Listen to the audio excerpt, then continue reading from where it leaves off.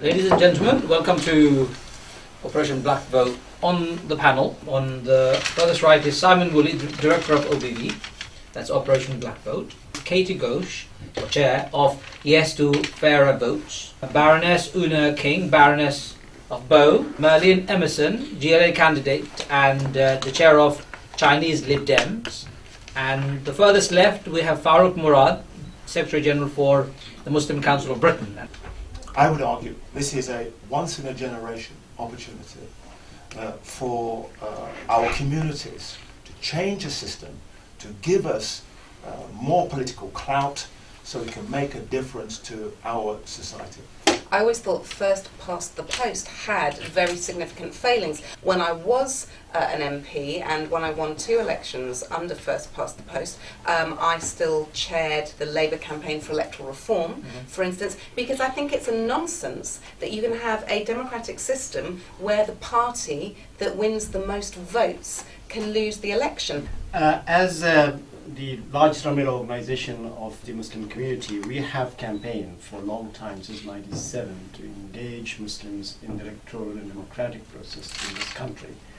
But we've always come across this hurdle, this apathy, which is based on the fact that system works with the politician, not with the people. A change that's needed. And I think a change that will enable the minority communities to be more engaged. And I think that's what we need. In the current system is a politician's fix. It's fine for politicians, it's not great for voters. What happens at the moment is all the attention at election times goes to a handful of floating voters and a handful of marginal constituents. Less than 2% of us decided the result of the last election. That can't be right. The alternative vote will change that. Every single candidate will have to reach out and aim to get more than 50% of the votes. I think that's going to have a profound effect on the ability of minority communities, the ability to get their issues on the table. We're going to have politicians spending more time on the doorsteps, less time doing Punch and Judy in Westminster. If you are running a local migrant community group, if you feel passionately about gun crime or housing or any of the kind of bread and butter issues, you will quite literally have more politicians spending the time of the day listening to those concerns.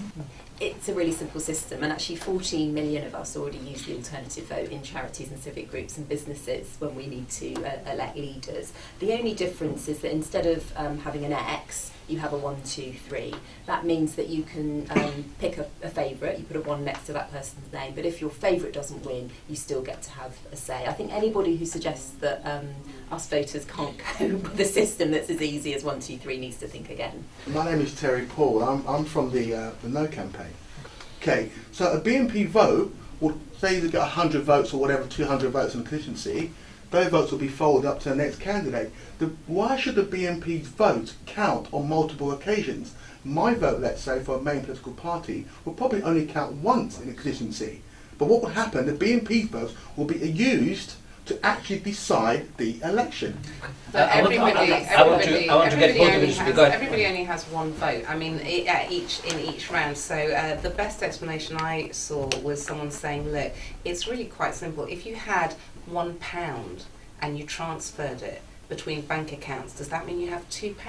No, it doesn't. You've transferred your vote. If I'm voting Labour and someone was voting BNP, in the second round, my vote still counts. I'm voting Labour. Their vote still counts. It's fair votes. The fact is, though, the electoral system can't be a fig leaf for us to deal with the arguments. If 70% of the British population do actually want to vote for an extremist right-wing party, no amount of jiggery-pokery with the electoral system is going to hide that. We need to do our job and win the argument, but the actual machinery, that is a different issue. And what AV does is just make it fair across the board. There's a point here that perhaps has been missed, and that is not just BNP. You've got the UKIP, you've got the BNP, you've got the EDL. If all of those choices were put together, they could be a substantial voice. But it can't be. Okay, so explain that. Well, it can't be. I mean, I think that the question for Terry and the no vote is that if this was a route to power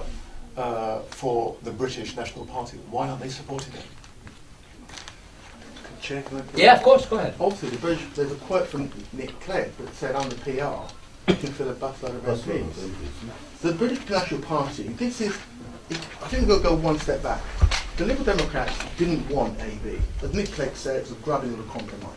And what everyone thinks, I'm actually for PR actually, not this system. Okay. And But the my issue- question is to you. My question is to you. If this was a route to power, why don't the BNP support the yes vote? Why don't they the support BNP the want PR. But why not support this? Because PR is not on the agenda. So if this was a route to advance their cause, why are they not supporting it? Can I ask you that question? Why are the BNP not supporting the yes vote if, as you say, it benefits them? Sure. I mean, but that's the whole point of the AV vote, that you have to engage with all the constituency and not just one small section. I mean, you know, this borough actually is an example from time to time in which politicians only engage with a minority of the community. With AV, they have to broaden their sphere to engage with a much wider electorate to ensure they get that 50% majority. I mean, I'm encouraged because, of course, in some areas, black communities have been marginalised. I don't want them to be, but equally, I don't want the white working class to be marginalised too. You know, what many black organisations, individuals and groups have said to me, that, you know, this is not about Labour, this is not about Liberal Democrats or the Conservatives, it's about democracy.